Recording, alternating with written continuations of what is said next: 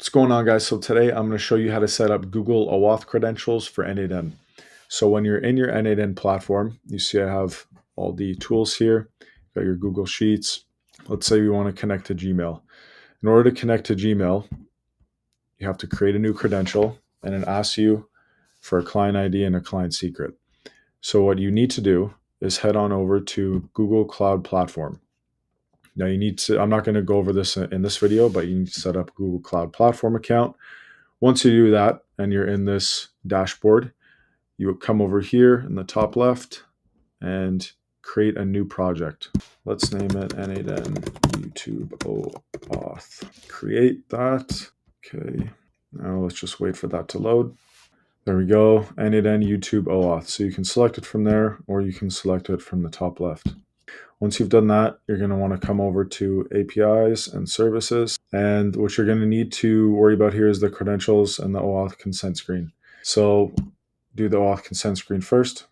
App name, N8N, sure.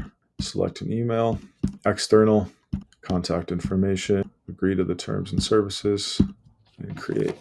Once you do that, you can come on over to APIs and services again. Now you go to head on over to credentials and create credentials, and you're going to want to select OAuth client ID. The application type is going to be a web application, and you're going to name this whatever name you want to select. Now, authorized redirect URLs, that's where we pull from N8N, as you can see right here. So copy that over, okay, create.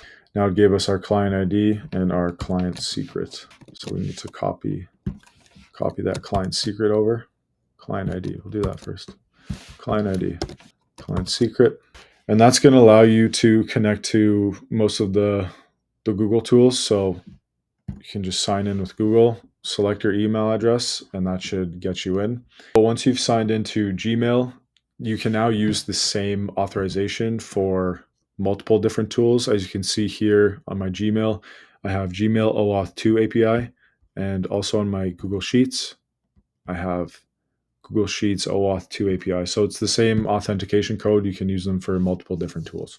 I hope that helped you guys set up Google OAuth for N8N. And if you want to see more videos like this, just let me know in the comments, and I'll see you guys in the next one.